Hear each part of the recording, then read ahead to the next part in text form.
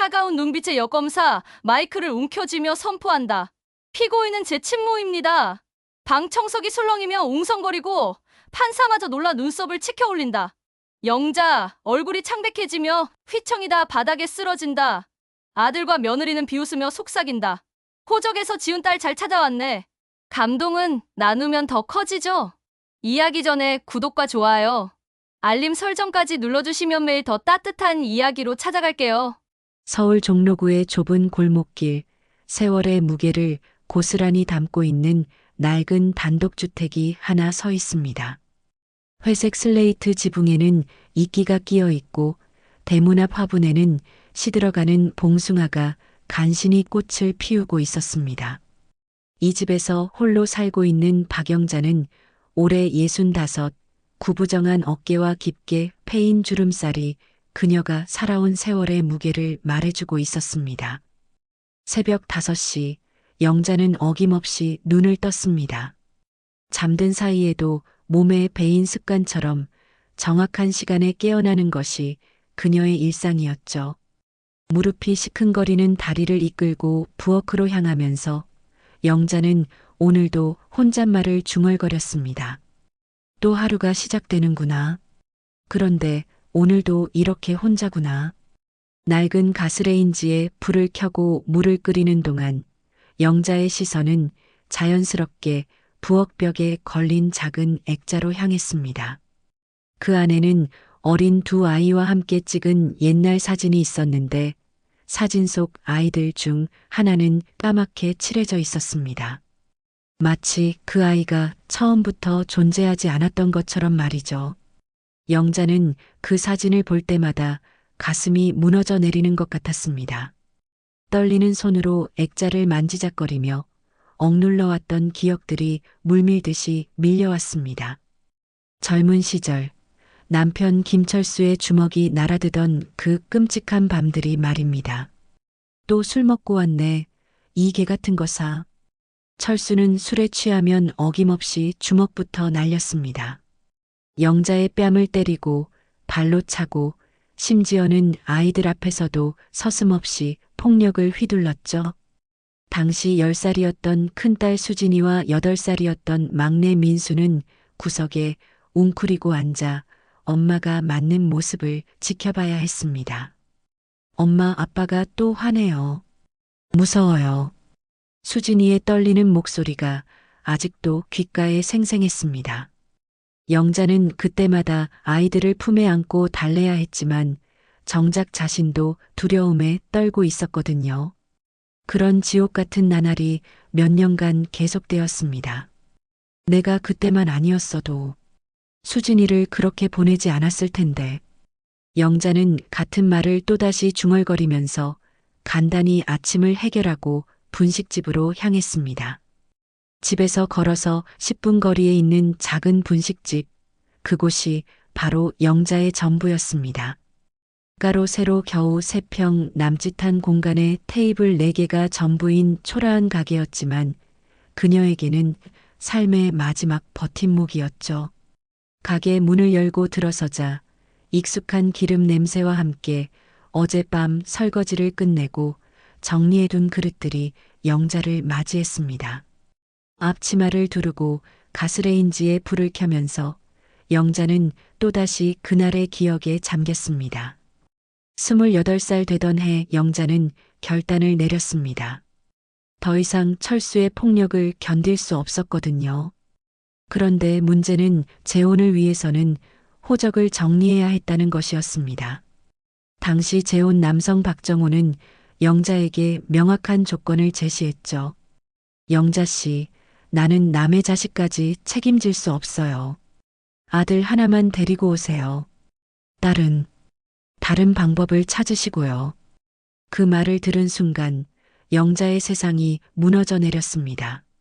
하지만 당시 상황으로는 다른 선택의 여지가 없었어요. 철수의 폭력에서 벗어나려면 재혼이 유일한 해답이었고 아이들을 모두 데리고 갈 수는 없었으니까요. 수진아, 엄마가 미안하다. 정말 미안해. 결국 영자는 수진이의 호적을 지워버렸습니다. 친척집에 맡긴다는 핑계로 수진이를 떠나보내면서 영자는 평생 잊을 수 없는 죄를 저질렀던 것입니다. 당시 10살이었던 수진이가 마지막으로 뒤돌아보던 그 눈빛이 아직도 영자의 가슴을 후벼 팠습니다. 오전 9시쯤 되자 첫 손님이 들어왔습니다. 근처 공사장에서 일하는 인부 아저씨였는데 매일 아침 똑같은 시간에 똑같은 메뉴를 시켰습니다. 아주머니, 라면에 계란 하나 넣어주세요. 그런데 오늘 표정이 안 좋으신데 무슨 일 있으세요? 아니에요, 괜찮습니다. 곧 나가요. 영자는 능숙한 손놀림으로 라면을 끓이기 시작했습니다. 물이 끓는 소리, 면이 익어가는 소리, 그리고 지글지글 계란이 익는 소리가 작은 가게 안을 채웠습니다. 하지만 그런 소소한 일상의 소리들도 오늘은 영자의 마음을 달래주지 못했습니다. 점심시간이 되자 손님들이 하나둘 늘어나기 시작했습니다. 떡볶이, 김밥, 순대, 어묵. 영자는 쉴 틈 없이 손을 놀렸습니다. 하지만 일을 하는 내내 머릿속에서는 수진이의 모습이 떠나지 않았어요. 사장님, 이 떡볶이 정말 맛있어요. 비결이 뭐예요? 단골 손님 한 명이 물어보자 영자는 억지로 미소를 지었습니다. 그냥 정성이죠. 정성을 다해서 만들면 맛있어져요. 하지만 정작 영자 자신은 그 정성을 자식에게 다 주지 못했다는 죄책감에 시달리고 있었습니다. 특히 수진이에게는 엄마로서의 정성은커녕 차가운 배신만을 안겨주었으니까요. 해가 지고 가게 문을 닫을 시간이 되면 영자는 하루 벌어들인 돈을 세어보곤 했습니다. 오늘은 12만 원 정도였는데 그리 많지 않은 수입이었지만 혼자 살아가기에는 충분했습니다. 무엇보다 이 작은 가게가 있어서 영자는 하루하루를 버틸 수 있었거든요. 집으로 돌아가는 길, 영자는 골목길을 걸으면서 문득 예전 생각에 잠겼습니다. 재혼 후의 삶도 그리 행복하지만은 않았어요. 박정호와의 결혼 생활에서 낳은 막내 민수는 자라면서 점점 영자를 우습게 보기 시작했습니다.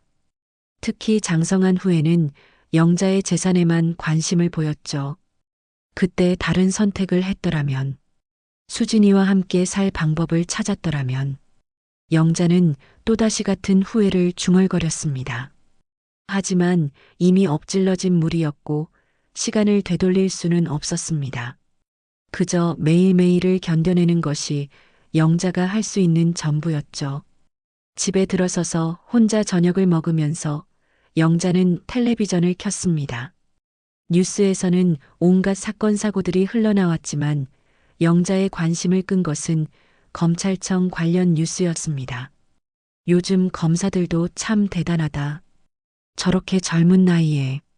영자는 화면 속 검사들을 바라보며 문득 수진이를 떠올렸습니다.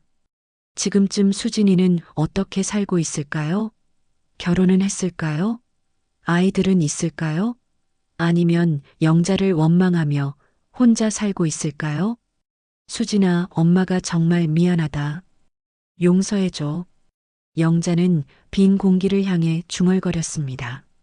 하지만 그 말이 수진이에게 닿을 리 없다는 걸 알기에 영자의 마음은 더욱 무거워졌습니다. 겉보기에는 평온해 보이는 영자의 일상이었지만 그녀의 마음 깊숙한 곳에는 언제나 죄책감과 두려움이 자리하고 있었습니다. 언젠가는 자신이 저질렀던 일들에 대한 대가를 치러야 할 것이라는 막연하면서도 분명한 예감이 말입니다.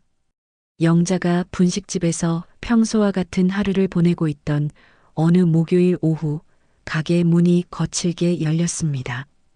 들어온 사람은 다름 아닌 막내 아들 민수와 그의 아내 미경이었습니다. 민수는 35이 되었지만 여전히 일정한 직업 없이 이것저것 손을 대다가 실패만 반복하고 있었고 미경은 언제나 불만에 가득 찬 표정을 하고 있었습니다. 어머니, 장사 잘 되시네요. 민수의 목소리에는 평소와 다른 어떤 차가운 기운이 섞여 있었습니다. 영자는 손님들 앞에서 당황하지 않으려고 억지로 미소를 지었습니다. 민수야, 미경아, 갑자기 왜 이렇게? 먼저 앉아라. 뭐 좀 먹을래? 하지만 민수와 미경의 표정은 딱딱했습니다. 미경이 주변을 둘러보더니 차가운 목소리로 말했습니다. 손님들 다 가고 나서 이야기해요. 중요한 얘기가 있거든요. 영자의 가슴이 불안하게 뛰기 시작했습니다. 아들 내외의 분위기가 심상치 않았거든요. 오후 4시쯤 되어서야 마지막 손님이 나가고 가게 안에는 영자와 민수, 미경만 남았습니다. 민수는 의자에 앉더니 담배를 꺼내 물었습니다. 어머니, 우리가 오늘 온 건 다른 게 아니라 이제 좀 현실적으로 생각해 보셔야 할 때가 온 것 같아서예요. 현실적으로? 무슨 말이냐? 영자는 앞치마를 손으로 비비적거리며 물었습니다. 불안한 예감이 점점 커지고 있었거든요. 미경이 가방에서 서류 몇 장을 꺼내더니 테이블 위에 펼쳐놓았습니다. 어머니, 솔직히 말씀드릴게요. 어머니 나이가 이제 65이잖아요. 언제까지 이렇게 혼자 장사하실 건가요? 몸도 안 좋으시고 무릎도 아프시다고 하시면서요. 영자는 서류들을 내려다봤습니다. 뭔가 복잡한 법률 용어들이 빽빽이 적혀 있었는데 정확히 무엇인지는 알 수 없었습니다. 이게 뭐냐? 왜 이런 걸 가져왔냐? 민수가 담배 연기를 길게 내뿜으며 말했습니다. 어머니, 이 집도 그렇고 분식집 건물도 그렇고 우리 앞으로 명의를 바꿔주세요. 어차피 어머니가 돌아가시면 저희가 상속받을 건데 미리미리 정리하는 게 나을 것 같아서요. 영자는 마치 머리를 둔기로 얻어맞은 것 같은 충격을 받았습니다. 자신의 아들이 그것도 대놓고 이런 말을 하다니요. 민수야, 내가 지금 무슨 말을 하고 있는 거냐? 어머니가 아직 살아있는데 그런 소리를. 미경이 짜증스럽다는 듯 말했습니다. 어머니, 너무 감정적으로 받아들이지 마세요. 우리도 계획이 있고 아이들 교육비도 들어가고 그래요. 어머니 오래 못 사시잖아요. 당뇨도 있으시고 고혈압도 있으시고 오래 못 산다고? 내가 지금 죽어가고 있다는 말이냐? 영자의 목소리가 떨리기 시작했습니다. 자신이 낳아 기른 아들이 그리고 며느리가 자신의 앞에서 이런 차가운 계산을 늘어놓다니요. 민수가 좀 더 부드러운 척하며 말했습니다. 어머니, 우리가 나쁜 마음으로 하는 게 아니에요. 그냥 미리미리 정리해 놓으면 나중에 복잡하지 않을 것 같아서요. 그리고 어머니도 편하게 쉬시면 되잖아요. 저희가 다 알아서 할 테니까요. 영자는 아들을 바라보며 도무지 믿을 수가 없었습니다. 이 사람이 정말 자신이 10개월 동안 뱃속에서 키우고 밤새 앓을 때 간호하고 학교 보낼 때까지 온갖 고생을 다하며 키운 그 아들이 맞나요? 민수야, 내가 어렸을 때 기억나냐? 내 아버지가 술 먹고 와서 어머니를 때릴 때 내가 얼마나 무서워했는지. 어머니, 옛날 얘기는 그만하세요. 지금은 현실 얘기를 하고 있잖아요. 미경이 불편하다는 듯 끼어들었습니다. 어머니, 우리가 억지로 하자는 건 아니에요. 하지만 어머니도 생각해 보세요. 이 나이에 혼자서 장사하는 게 얼마나 힘드신가요? 그냥 편하게 쉬시면서 저희가 효도하면 되잖아요. 영자는 미경의 말에서 전혀 진심을 느낄 수 없었습니다. 오히려 가식적인 친절함 뒤에 숨겨진 차가운 계산만이 보였죠. 효도? 내가 나한테 효도를 한 적이 언제 있었냐? 명절 때도 안 오고 안부 전화 한 통 없으면서 갑자기 와서 효도 타령이냐? 영자의 목소리가 점점 높아졌습니다. 지금까지 쌓여왔던 서운함과 분노가 터져나오기 시작한 것입니다. 민수가 담배를 테이블에 눌러 끄며 말했습니다. 어머니, 우리가 바쁘게 살고 있는 거 아시잖아요. 그리고 솔직히 말씀드리면 어머니가 우리한테 해준 게 뭐가 있어요? 아버지 폭력에서 우리를 지켜준 것도 아니고 형편이 어려웠을 때 도와준 것도 아니고. 민수야. 영자가 목소리를 높였지만 민수는 아랑곳하지 않고 계속했습니다. 그리고 어머니, 우리 누나 있었던 거 기억하시죠? 호적에서 지워버린 그 누나 말이에요. 그런 어머니가 우리한테 가족 타령하실 자격이 있나요?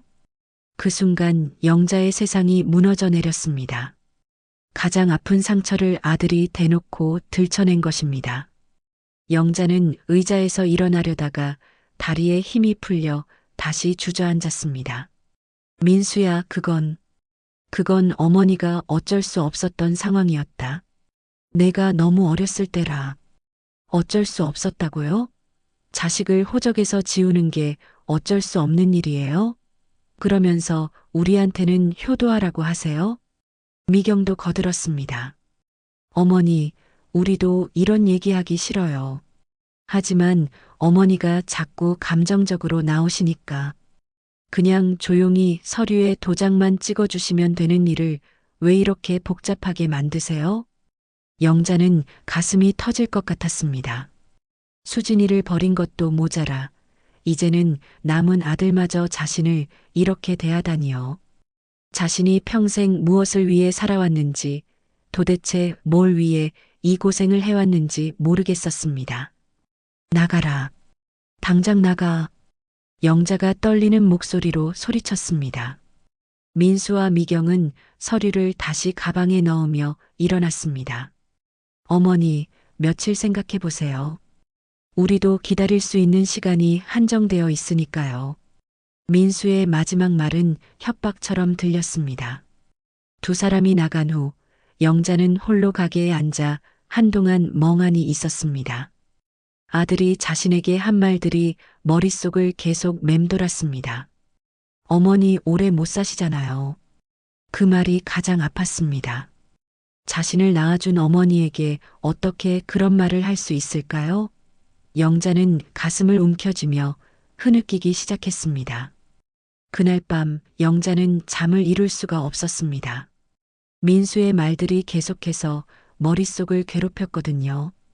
그리고 무엇보다 두려웠던 것은 아들이 정말로 법적인 절차를 밟을 수도 있다는 생각이었습니다. 민수와 미경이 다녀간 지 일주일이 지났지만 영자는 여전히 그날의 충격에서 벗어나지 못하고 있었습니다. 분식집 장사도 제대로 할 수 없을 정도로 정신이 혼란스러웠거든요. 단골 손님들이 사장님, 요즘 많이 힘들어 보이시는데 괜찮으세요? 라고 물어봐도 영자는 괜찮습니다라고 대답할 뿐이었습니다. 하지만 속으로는 아들의 말들이 계속 맴돌고 있었어요. 어머니 오래 못 사시잖아요. 그 차가운 말이 가슴을 후벼 파듯 아팠습니다.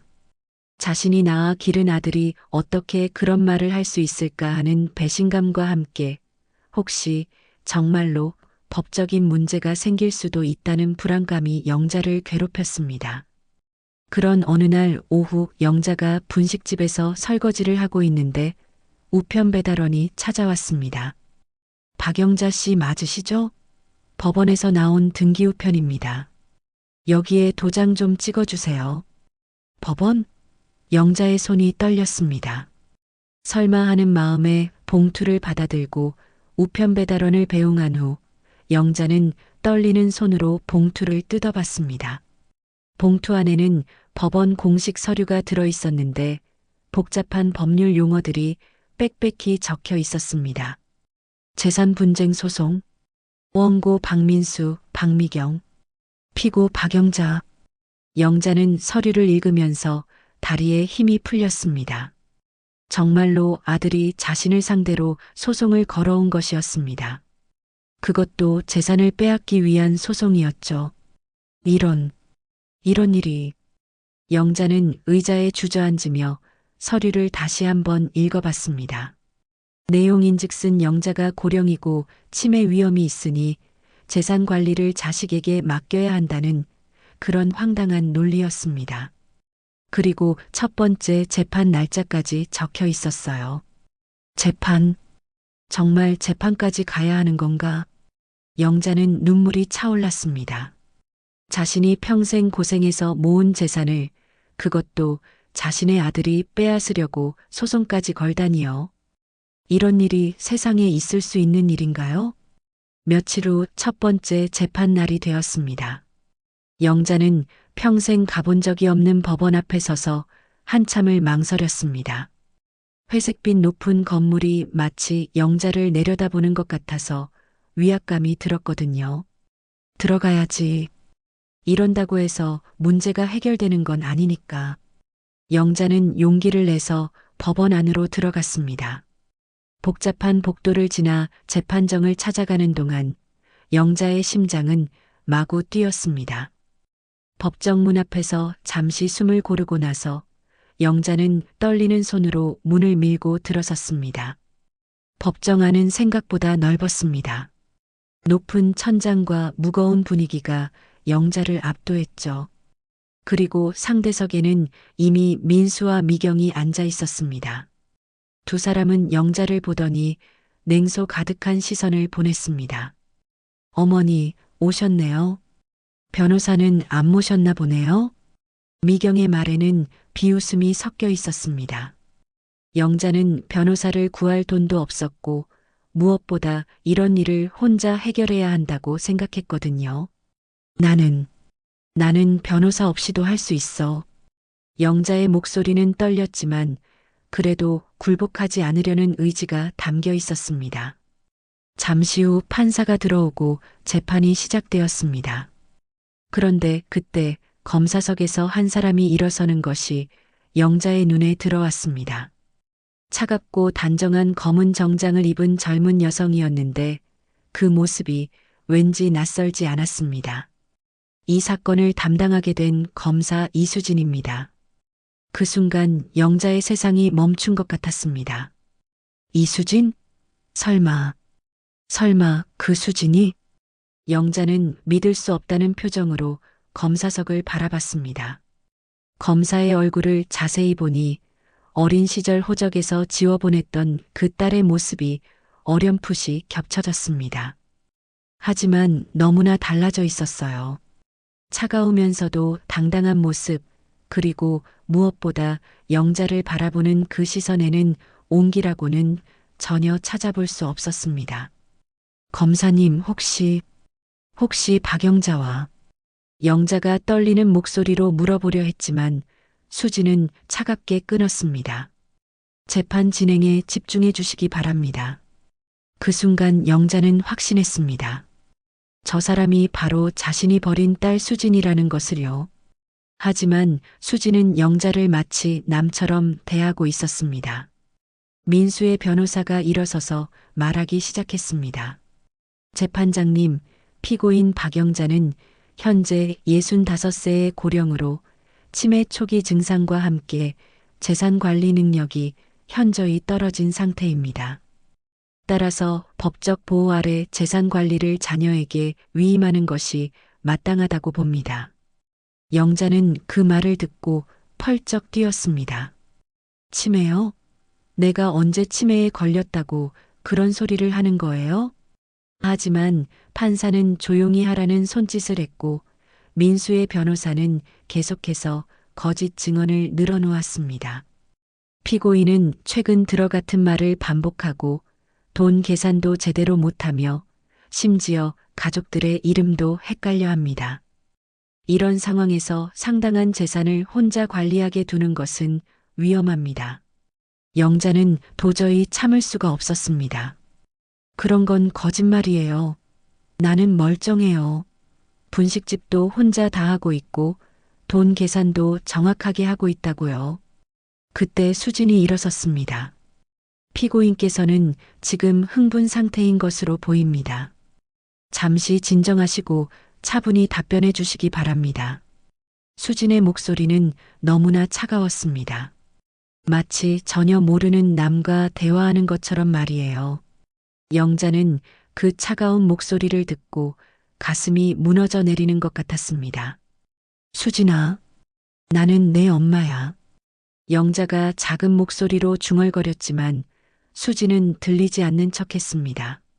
재판이 진행되는 동안 영자는 계속해서 수진을 바라봤습니다. 자신이 버린 딸이 이렇게 훌륭한 검사가 되어 있다는 사실이 자랑스러우면서도 동시에 너무나 마음이 아팠습니다. 그 차가운 시선 속에는 어린 시절의 상처와 원망이 그대로 남아있는 것 같았거든요. 첫 번째 재판은 다음 주로 연기되었습니다. 법정을 나서면서 영자는 수진에게 다가가려고 했지만 수진은 재빨리 자리를 뜨고 말았습니다. 오히려 민수가 다가와서 비웃듯 말했습니다. 어머니, 보셨죠? 우리 편에 검사가 있는데 어머니가 이길 수 있을 것 같으세요? 그 말을 듣는 순간 영자는 무릎이 꺾이는 것 같았습니다.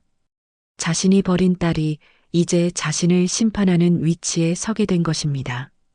이것이 바로 운명의 아이러니였을까요? 영자는 법원을 나서면서 하늘을 올려다봤습니다.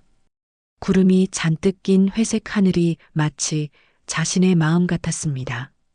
첫 번째 재판이 끝난 후 영자는 며칠 동안 잠을 제대로 이루지 못했습니다. 자신이 버린 딸 수진이 검사가 되어 나타났다는 충격, 그리고 그 차가운 시선이 계속해서 머릿속을 맴돌았거든요. 분식집 장사를 하면서도 멍하니 있는 시간이 많아졌고 단골 손님들이 걱정할 정도로 기력이 없어 보였습니다. 사장님, 요즘 정말 많이 힘들어 보이시는데 혹시 무슨 큰일이라도 생기셨나요?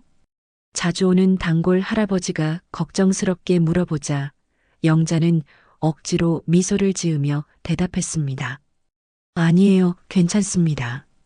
그냥 날씨가 쌀쌀해져서 몸이 좀 무겁네요. 하지만 속으로는 온갖 생각들이 휘몰아치고 있었습니다. 수진이 어떻게 자랐을까? 누구 손에서 컸을까? 얼마나 힘들게 살았을까? 그리고 무엇보다 자신을 얼마나 원망하고 있을까 하는 생각이 영자를 괴롭혔습니다. 일주일 후 두 번째 재판 날이 되었습니다. 영자는 이번에도 떨리는 마음으로 법원에 갔습니다. 법정에 들어서자 민수와 미경이 여전히 차가운 표정으로 앉아 있었고 검사석에는 수진이 똑같이 단정한 모습으로 서류를 정리하고 있었습니다. 영자는 수진을 바라보면서 마음속으로 중얼거렸습니다. 수진아, 엄마가 정말 미안하다. 그때 다른 방법이 있었다면. 하지만 수진은 영자를 쳐다보지도 않았습니다. 마치 그 자리에 영자가 없는 것처럼 행동했죠. 재판이 시작되고 민수의 변호사가 다시 한번 거짓 증언을 늘어놓기 시작했습니다. 재판장님, 피고인 박영자는 최근 더욱 심각한 치매 증상을 보이고 있습니다. 어제는 자신의 분식집에서 손님에게 잘못된 거스름돈을 주었고, 그제는 가스레인지를 켜놓고 깜빡 잊어버려서 위험한 상황이 발생하기도 했습니다. 영자는 그 말을 듣고 펄쩍 뛰었습니다. 그런 일은 없었어요. 왜 거짓말을 하는 거예요? 나는 멀쩡하다고요. 하지만 민수가 일어서서 말했습니다. 재판장님, 보시다시피 저희 어머니는 현실을 제대로 인식하지 못하고 계십니다. 심지어 오늘 아침에는 돌아가신 아버지와 대화를 하고 있었어요. 그건 거짓말이야. 민수야, 내가 어떻게 그런 거짓말을. 영자가 소리를 지르려는 순간 수진이 일어났습니다. 피고인은 저의 친모입니다. 법정 안이 갑자기 조용해졌습니다. 방청석에서는 웅성거리는 소리가 들려왔고 판사도 놀란 표정을 지었습니다. 민수와 미경은 당황한 듯 서로를 쳐다봤습니다. 수진이 계속해서 말했습니다.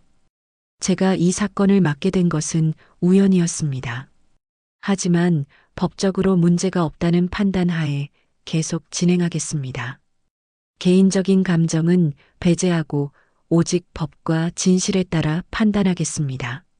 영자는 그 말을 듣고 충격에 휘청거렸습니다. 수진이 직접 자신을 친모라고 인정했지만 그 목소리에는 어떤 감정도 담겨 있지 않았습니다. 마치 법정에서 사실을 진술하는 것처럼 차갑고 건조했죠. 수진아. 영자가 작게 불렀지만 수진은 여전히 영자를 바라보지 않았습니다. 그때 민수가 비웃으며 말했습니다. 그래, 맞아요. 저희 누나 맞습니다. 하지만 어머니가 호적에서 지워버린 누나죠. 이제 남처럼 지내는 누나요. 방청석에서 더욱 큰 웅성거림이 일어났습니다. 영자는 민수의 그 차가운 말에 가슴이 찢어지는 것 같았습니다. 수진이 다시 말했습니다. 이 사건의 핵심은 피고인의 재산 관리 능력 여부입니다. 원고 측에서 제시한 증거들을 검토한 결과 상당 부분이 과장되거나 사실과 다른 내용들입니다. 민수의 변호사가 당황하며 일어났습니다. 검사님, 그게 무슨 말씀이십니까? 저희가 제출한 모든 증거는 의료 기록을 확인한 결과 피고인에게 치매 진단이 내려진 적이 없습니다. 또한 분식집 운영 상황을 조사한 결과 정상적인 영업이 이루어지고 있으며 회계 처리도 정확합니다. 영자는 수진의 말을 듣고 깜짝 놀랐습니다. 수진이 자신을 위해 증거를 조사했다는 것일까요? 하지만 수진의 표정은 여전히 차가웠습니다. 민수가 화를 내며 말했습니다. 누나, 아니 검사님, 그게 무슨 소리예요? 어머니 편을 드시는 거예요? 수진이 차갑게 대답했습니다. 저는 누구 편도 들지 않습니다. 오직 사실과 법에 따라 말하는 것뿐입니다. 그러면서 수진은 몇 장의 서류를 꺼내 들었습니다. 이 사건의 진정한 성격은 재산 분쟁이 아닙니다. 자식들의 탐욕에 의한 불법적인 재산 탈취 시도입니다.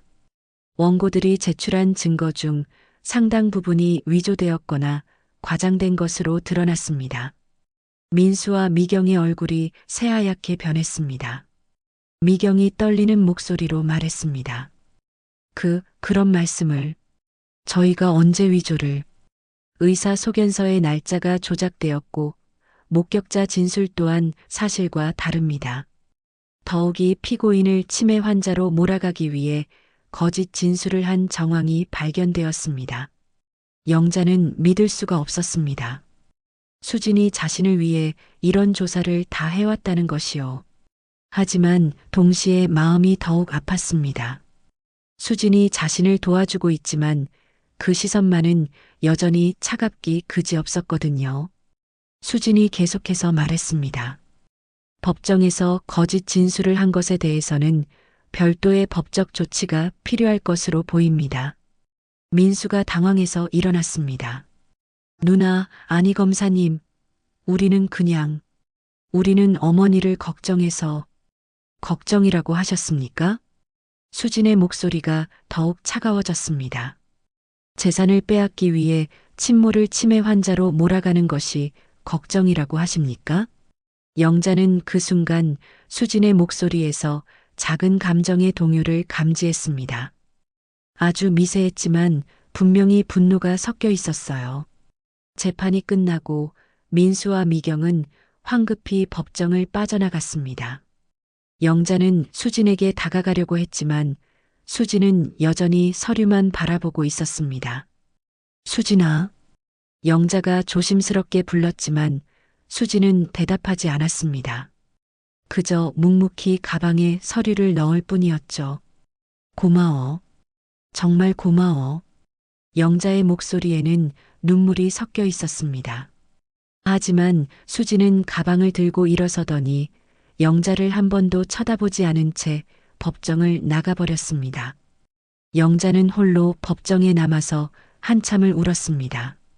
기쁨과 슬픔이 뒤섞인 복잡한 감정이었습니다. 수진이 자신을 도와준 것은 고마웠지만 그 차가운 시선은 여전히 가슴을 아프게 했거든요. 영자는 법원을 나서면서 하늘을 올려다봤습니다. 오늘은 구름 사이로 햇살이 조금 비치고 있었습니다. 하지만 영자의 마음은 여전히 무거웠습니다. 두 번째 재판이 끝난 후 영자는 복잡한 감정에 휩싸여 있었습니다. 수진이 자신을 도와준 것에 대한 고마움과 함께 여전히 차가운 시선을 보내는 딸에 대한 아픔이 교차했거든요. 그런데 며칠 후 예상치 못한 일이 벌어졌습니다. 세 번째 재판날 영자는 언제처럼 법원에 도착했습니다. 하지만 이상하게도 민수와 미경의 모습이 보이지 않았어요. 재판 시간이 되어서야 두 사람이 황급히 들어왔는데 얼굴이 상기되어 있고 어딘지 당황한 기색이 역력했습니다. 재판이 시작되자 수진이 일어났습니다. 오늘의 수진은 평소보다 더욱 단호해 보였습니다. 재판장님, 이 사건에 대한 추가 조사 결과를 보고 드리겠습니다. 수진은 두꺼운 서류 뭉치를 들어 올렸습니다. 원고 박민수, 박미경은 이 소송을 제기하기 전 약 6개월간 피고인의 재산 상황을 불법적으로 조사했습니다. 또한 피고인이 운영하는 분식집 근처에서 허위 소문을 퍼뜨려 영업에 지장을 주려고 시도한 정황도 발견되었습니다. 영자는 깜짝 놀랐습니다. 그런 일이 있었다니요. 최근 들어 분식집 손님이 조금 줄어든 것도 이 때문이었을까요? 민수가 변명하듯 일어났습니다. 그건 어머니를 걱정해서 한 일이에요. 정말로 치매 증상이 있는지 확인이라고 하셨습니까? 수진의 목소리가 더욱 차가워졌습니다. 피고인의 단골 손님들에게 우리 어머니가 요즘 이상해졌다. 돈 계산을 못한다는 식으로 말하고 다닌 것이 확인이라고 하십니까? 방청석에서 웅성거림이 일어났습니다. 영자는 가슴이 답답해져 왔습니다. 자신의 아들이 그런 짓을 했다니요. 수진이 계속해서 증거를 제시했습니다. 더욱이 원고들은 피고인의 분식집 건물주에게 접촉하여 임대료를 올려달라. 어차피 우리가 곧 인수할 예정이라는 말까지 했습니다. 영자는 그제야 며칠 전 건물주가 갑자기 임대료 인상을 통보했던 일이 떠올랐습니다. 그것도 민수의 짓이었던 거군요. 미경이 떨리는 목소리로 변명했습니다. 그건 저희가 어머니 걱정되어서 미리 준비라고 하셨습니까? 수진이 차가운 시선으로 미경을 바라봤습니다. 법원에 소송을 제기하기도 전에 이미 부동산 중개업체에 매물로 내놓은 것도 준비였습니까?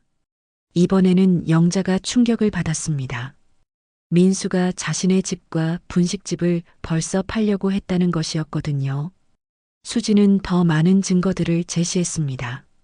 원고들은 피고인이 소유한 부동산의 시세를 알아보고 매각 후 수익까지 미리 계산해 두었습니다. 심지어 피고인을 요양원에 보낼 계획까지 세워두었더군요.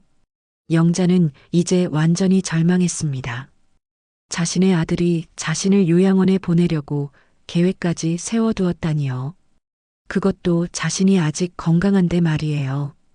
민수야, 내가 정말 그런 생각을 했었니? 영자가 떨리는 목소리로 물었지만 민수는 고개를 돌려버렸습니다. 수진이 결정타를 날렸습니다. 무엇보다 심각한 것은 원고들이 제출한 의료 기록이 완전히 위조되었다는 점입니다. 민수의 변호사가 당황해서 일어났습니다. 그럴 리가 없습니다. 저희가 정식으로 해당 병원에 직접 확인한 결과 피고인은 그 병원에 내원한 적이 없습니다. 진료 기록 자체가 존재하지 않아요. 법정이 술렁였습니다. 위조 서류라는 것이 명백히 드러난 순간이었거든요. 판사가 엄한 목소리로 말했습니다. 이것은 매우 심각한 문제입니다. 법정 모독 행위에 해당할 수 있습니다. 민수와 미경의 얼굴이 창백해졌습니다. 미경이 울먹이며 말했습니다. 저희가 잘못했어요. 하지만 정말 어머니를 위해서라고 하셨습니까? 수진의 목소리에 처음으로 감정이 섞였습니다. 분노였습니다. 재산 분쟁의 진정한 피해자는 평생 고생해서 모은 재산을 자식들에게 빼앗길 위기에 처한 노인입니다. 그리고 무엇보다 수진이 잠깐 멈췄습니다. 그리고 처음으로 영자를 똑바로 바라봤습니다. 무엇보다 이미 한 번 버려진 경험이 있는 사람에게 또다시 배신을 당해야 하는 고통을 안겨주는 일입니다. 그 순간 영자의 눈에 눈물이 쏟아졌습니다. 수진이 자신의 아픔을 이해하고 있다는 것을, 그리고 그 차가운 시선 뒤에 상처받은 마음이 숨어 있다는 것을 깨달았거든요. 재판은 원고 패소로 끝났습니다. 민수와 미경은 법정 모독 혐의로 별도 조사를 받게 되었고, 영자의 재산은 법적으로 보호받게 되었습니다. 하지만 영자는 전혀 기쁘지 않았습니다. 재판에서 이겼다고 해서 잃어버린 가족이 돌아오는 것은 아니었거든요. 법정을 나서면서 영자는 수진을 따라가려고 했습니다. 수진아, 잠깐만. 하지만 수진은 멈추지 않고 계속 걸었습니다. 영자는 뒤쫓아가며 간절히 부르짖었습니다. 수진아, 엄마 말 좀 들어봐. 그때서야 수진이 멈춰섰습니다. 하지만 뒤돌아보지는 않았어요. 할 말이 뭐가 있으시죠? 수진의 목소리는 여전히 차가웠습니다. 미안하다. 정말 미안하다. 엄마가 너무 잘못했어. 영자가 눈물을 흘리며 말했지만 수진은 여전히 등을 돌린 채였습니다. 미안하다고 해서 달라지는 건 없어요. 수진아, 엄마는 다시는 엄마라고 부르지 마세요. 수진이 차갑게 말하더니 그대로 걸어가 버렸습니다. 영자는 그 자리에 멈춰서서 딸의 뒷모습을 바라봤습니다.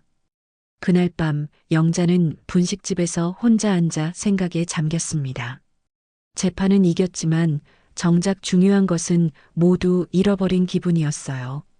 아들과는 관계가 완전히 끝났고 딸과는 여전히 차가운 벽이 가로막고 있었거든요.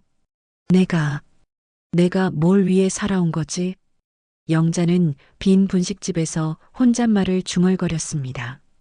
재산을 지키기는 했지만 그 재산이 무슨 의미가 있을까요? 나누어줄 가족도 없고 함께할 사람도 없는데 말이에요. 그런 영자의 마음을 아는지 모르는지 밖에서는 차가운 바람이 분식집 유리창을 흔들고 있었습니다.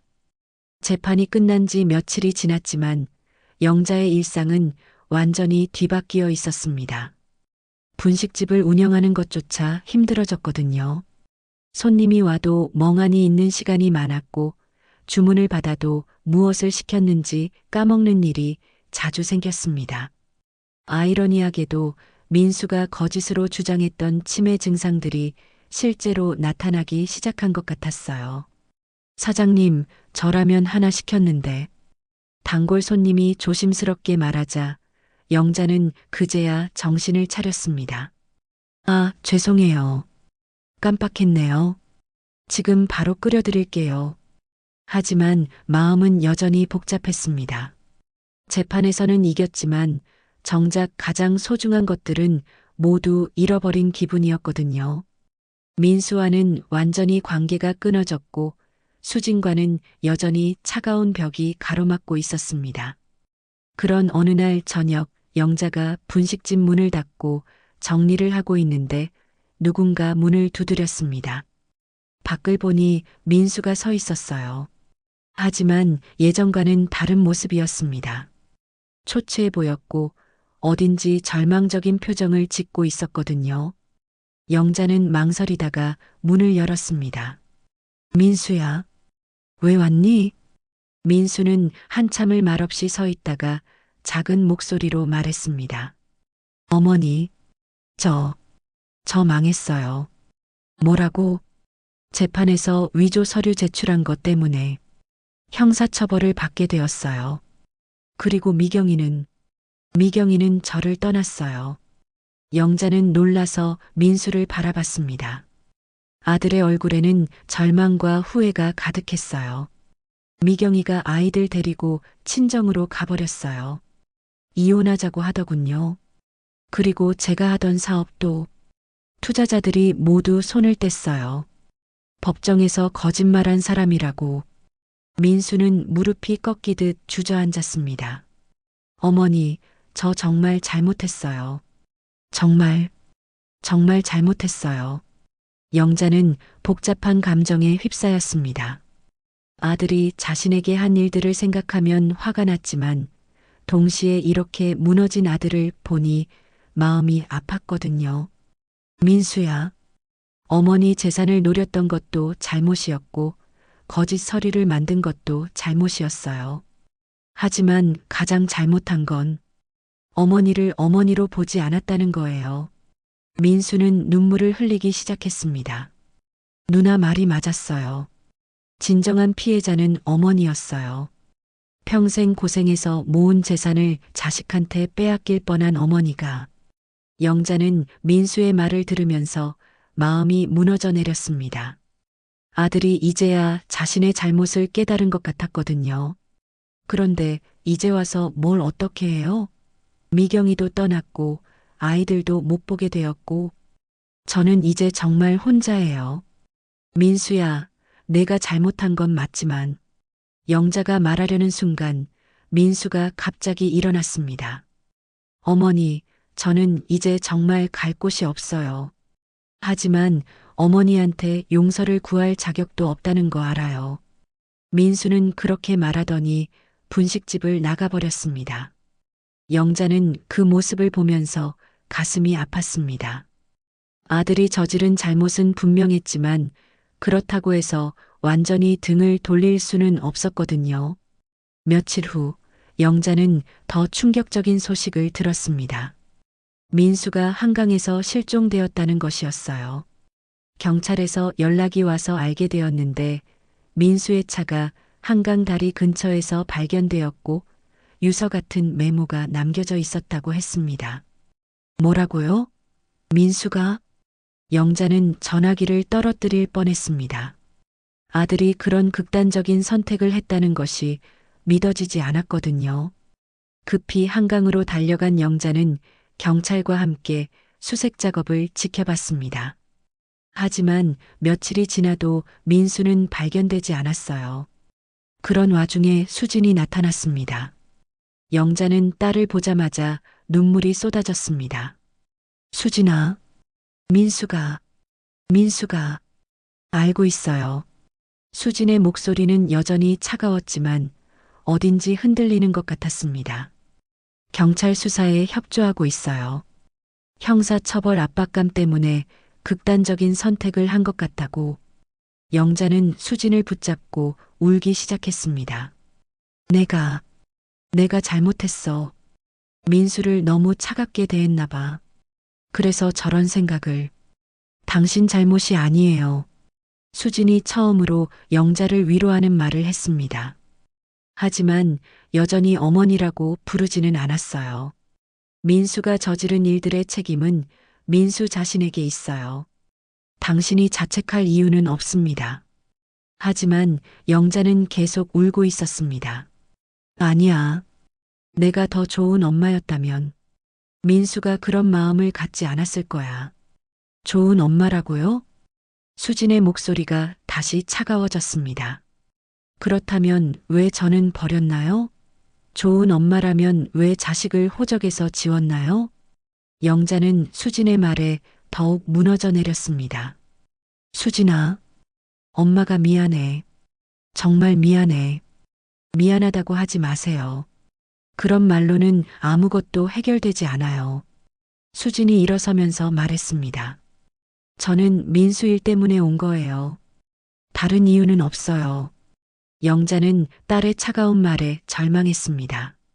한 아들은 실종되었고 딸과는 여전히 벽이 있었거든요.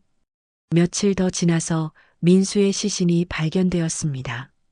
영자는 그 소식을 듣고 완전히 무너져 내렸어요. 비록 갈등이 있었지만 민수는 자신이 낳아 기른 아들이었거든요. 장례식에는 수진도 왔습니다. 하지만 영자와 말을 섞지는 않았어요. 그저 조용히 예를 표하고는 돌아가 버렸습니다. 민수를 떠나보낸 후 영자는 완전히 혼자가 되었습니다. 분식집도 제대로 운영할 수 없을 정도로 기력이 없어졌어요. 손님들이 와도 멍하니 앉아 있는 시간이 많았고 밤에는 잠을 이루지 못했습니다. 내가 뭘 위해 살아야 하지? 영자는 빈 분식집에서 혼잣말을 중얼거렸습니다. 아들은 죽었고 딸은 여전히 차가운 벽을 쌓고 있었거든요. 그런 어느 날 밤 영자는 분식집 테이블에 엎드려 울고 있었습니다. 그런데 문득 누군가 문을 두드리는 소리가 들려왔어요. 밤 늦은 시간이라 누구인지 궁금했지만 일어날 기력도 없었습니다. 하지만 문 두드리는 소리가 계속되자 영자는 어쩔 수 없이 일어나 문을 열었습니다. 밖에는 수진이 서 있었어요. 수진아? 수진은 한참을 말없이 서 있다가 작은 목소리로 말했습니다. 민수 때문에 많이 힘드시죠? 그 말을 듣는 순간 영자는 다시 눈물을 흘리기 시작했습니다. 수진이 밤늦게 분식집을 찾아온 후 두 사람은 한동안 말없이 서 있었습니다. 영자는 딸이 왜 이 시간에 왔는지 알 수 없었고 수진도 무엇부터 말해야 할지 망설이는 것 같았거든요. 들어와. 밖이 추워. 영자가 조심스럽게 말하자 수진은 잠시 망설이다가 분식집 안으로 들어왔습니다. 낡은 테이블과 의자, 그리고 기름 냄새가 배인 작은 공간이 수진에게는 낯설면서도 어딘지 익숙하게 느껴졌어요. 앉아라. 뭐라도 끓여줄까? 영자가 물었지만 수진은 고개를 저었습니다. 괜찮아요. 그냥 잠깐만 있다 갈게요. 수진은 분식집을 둘러보더니 벽에 걸린 오래된 사진들을 바라봤습니다.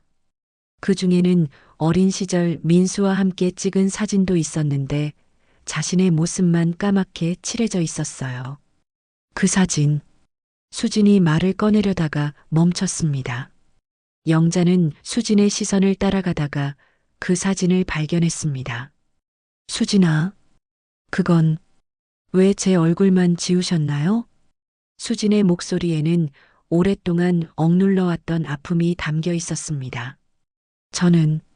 저는 그때 정말 어렸어요. 왜 갑자기 엄마가 저를 버리는지도 몰랐어요. 그냥 어느 날부터 친척집에 맡겨졌고 그 다음엔 고아원에. 영자의 눈에 눈물이 쏟아지기 시작했습니다. 수진아, 엄마가 정말 잘못했어. 그때 다른 방법을 찾았어야 했는데. 다른 방법이요? 수진이 차가운 목소리로 반문했습니다. 어떤 다른 방법이 있었을까요?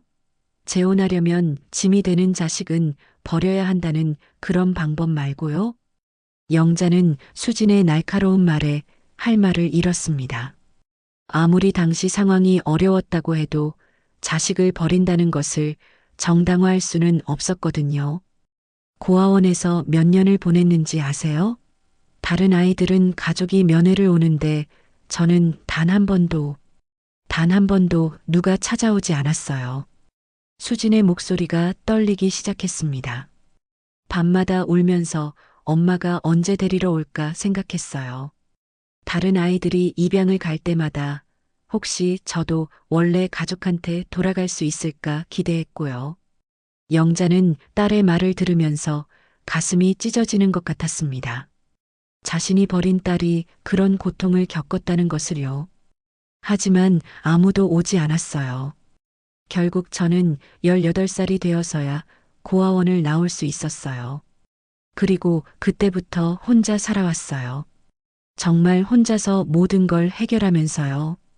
수지는 잠시 말을 멈추고 깊은 숨을 쉬었습니다. 공부도 혼자 해야 했고 생활비도 혼자 벌어야 했어요. 검사가 되기까지 얼마나 많은 고생을 했는지 당신은 모르실 거예요. 영자는 딸의 아픔을 뒤늦게 알게 되면서 더욱 자책했습니다. 수진아, 엄마가 정말 미안해. 그때 엄마가 너무 어리석었어. 용서해줘. 용서라고 하셨나요? 수진이 쓴웃음을 지었습니다. 전 용서하려고 여기 온 게 아니에요. 다만 민수가 죽고 나서 생각해 봤어요. 가족이라는 게 뭔지 말이에요. 영자는 수진의 말을 집중해서 들었습니다. 민수도 어떻게 보면 피해자였을 수 있어요. 엄마가 저를 버린 걸 보면서 자랐으니까요. 엄마는 필요하면 자식도 버릴 수 있는 사람이라는 걸 어린 나이에 배웠을 거예요. 영자는 그 말에 충격을 받았습니다. 자신의 행동이 민수에게도 상처를 주었다는 것을 미처 생각하지 못했거든요. 그래서 민수는 평생 불안했을 거예요. 언제 또 버려질지 모른다는 두려움을 갖고 살았을 거고, 그래서 더욱 엄마의 재산에 집착했을 수도 있어요. 수진의 분석은 날카로웠습니다. 결국 우리 가족을 망친 건 그날 엄마가 저를 버리기로 결정한 그 순간이었어요. 영자는 딸의 말에 완전히 무너져 내렸습니다. 자신의 한 번의 잘못된 선택이 가족 전체를 파괴했다는 것을 깨달았거든요. 그런데 이상해요. 수진이 갑자기 말했습니다. 재판을 준비하면서 당신 주변을 조사했는데 분식집 단골 손님들은 모두 당신을 좋게 말하더군요. 영자는 고개를 들어 수진을 바라봤습니다. 사장님이 참 따뜻한 분이다. 어려운 손님들한테 공짜로 밥도 주신다. 혼자 사는 할머니들 안부도 챙기신다. 그런 얘기들을 들었어요. 수진의 목소리에 약간의 혼란이 섞여 있었습니다. 그래서 더욱 이해할 수 없었어요. 그렇게 남들에게는 따뜻한 사람이 어떻게 자신의 딸은 버릴 수 있었는지. 영자는 그제야 입을 열었습니다. 수진아, 엄마도 그때 정말 어렸어. 28이었지만 세상 물정을 하나도 몰랐어. 내 아버지 폭력에서 벗어나는 것이 가장 급했고, 그런 상황에서 혼자 두 아이를 키울 자신이 없었어. 그렇다면 저희 둘 다 버리셨어야죠. 왜 저만? 수진의 질문은 핵심을 찔렀습니다. 그건 재혼하려는 사람이 아들만 받아주겠다고 해서 결국 선택의 문제였다는 거군요. 저는 선택받지 못했고요. 영자는 더 이상 변명할 수 없었습니다. 어떤 이유를 대더라도 자식을 버린 죄는 사라지지 않을 테니까요. 하지만 지금은 알 것 같아요. 수진이 갑자기 말했습니다.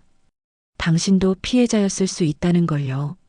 남편의 폭력, 가난, 그리고 혼자 아이들을 키워야 한다는 부담. 그 모든 게 당신을 극한 상황으로 몰아갔을 거예요. 영자는 수진의 말에 놀랐습니다. 딸이 자신을 이해하려고 노력하고 있다는 것을요. 그래도 용서할 수는 없어요. 수진이 다시 차가운 목소리로 말했습니다.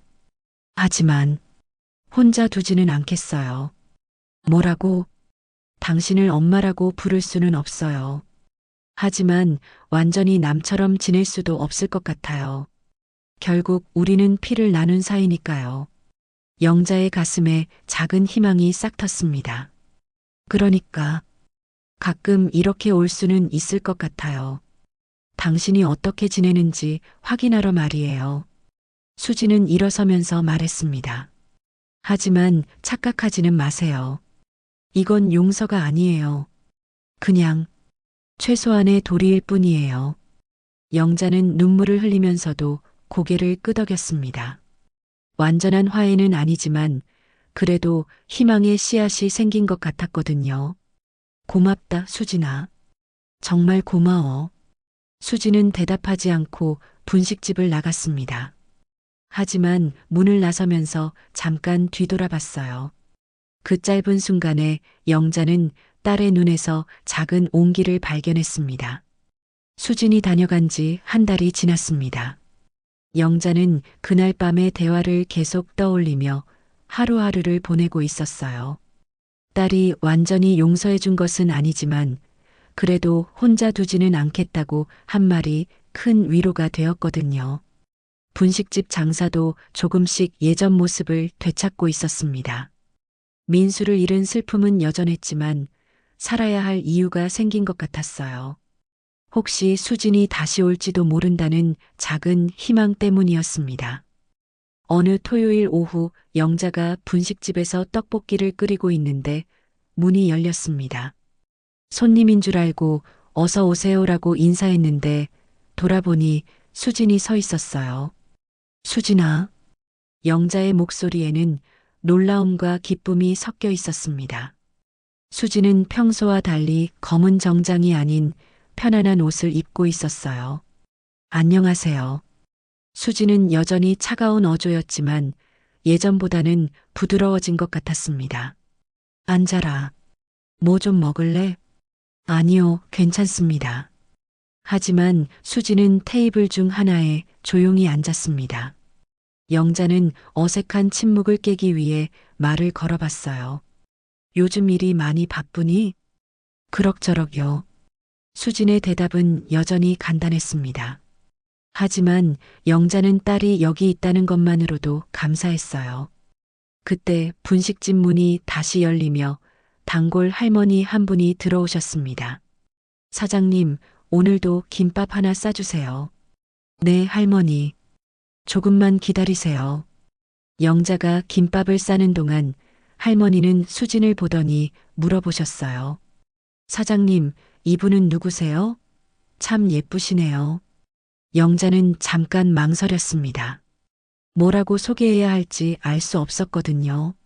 제 딸입니다.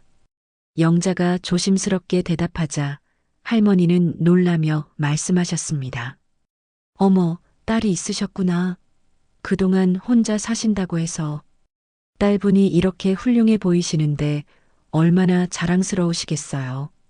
영자는 할머니의 말에 복잡한 감정이 들었습니다. 자랑스럽긴 했지만 동시에 죄책감도 느껴졌거든요. 어떤 일을 하세요? 할머니가 수진에게 묻자 수진은 짧게 검사입니다 라고 대답했습니다. 어머나, 정말 대단하시네요. 사장님, 복 받으셨어요. 이런 훌륭한 딸을 두시다니. 할머니가 나가신 후 분식집에는 다시 정적이 흘렀습니다. 수진이 먼저 입을 열었어요. 단골 손님들이 많으시네요. 응, 이 동네에서 오래 장사했거든. 다들 좋은 분들이야. 아까 할머니 말씀 들으니까 혼자 산다고 알고 계시는 것 같던데요. 영자는 수진의 말에 고개를 끄덕였습니다. 그냥 복잡하게 설명하기 싫어서 그렇게 말했어. 사실 혼자 사는 거나 마찬가지였으니까. 수진은 한동안 말이 없었습니다. 그러다가 갑자기 물어봤어요. 민수 무덤은 어디에 있나요? 성북동 공동묘지에. 왜? 한번 가보고 싶어서요. 영자는 수진의 말에 놀랐습니다. 민수와 수진은 성인이 된 후 한 번도 만난 적이 없었거든요. 같이 가볼까?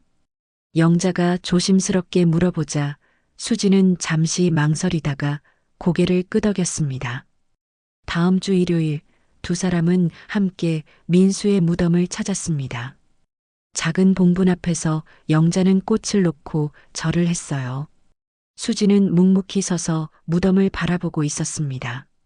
민수야, 누나가 왔다. 인사해라. 영자가 작은 목소리로 말하자 수진의 눈에 눈물이 맺혔습니다. 미안해, 민수야. 누나가 너를 제대로 지켜주지 못했어. 수진이 무덤 앞에 무릎을 꿇고 절을 했습니다.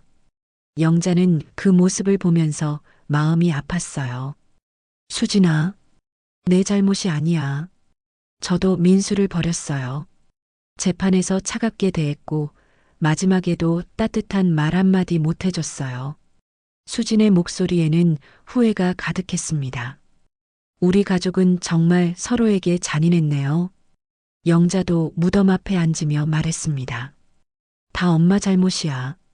엄마가 처음부터 제대로 했다면 너희들이 이런 고생을 하지 않았을 텐데. 두 사람은 한동안 말없이 앉아 있었습니다. 차가운 바람이 불어와 머리카락을 흩날렸지만 그들은 움직이지 않았어요. 이제 우리 둘만 남았네요. 수진이 작게 중얼거렸습니다. 응, 이제 정말 우리 둘뿐이야. 그날 이후로 수지는 가끔씩 분식집에 들렀습니다. 처음에는 한 달에 한 번 정도였는데 점점 자주 오기 시작했어요. 그리고 어느 날부터는 주말마다 나타나기 시작했습니다. 처음에는 그냥 잠깐 앉아 있다가 가곤 했는데 시간이 지나면서 국밥이나 라면을 시켜 먹기도 했어요. 영자는 그럴 때마다 정성껏 음식을 만들어 주었습니다. 맛이 어떠니? 맛있어요. 수진의 대답은 여전히 간단했지만 예전보다 훨씬 부드러워져 있었습니다. 어느 날 저녁 수진이 늦게까지 분식집에 앉아 있었어요. 영자가 정리를 다 끝내고 나서도 수진은 가지 않았습니다. 수진아, 늦었는데 집에 가지 않아도 되니? 괜찮아요. 혼자 사니까. 혼자 산다고?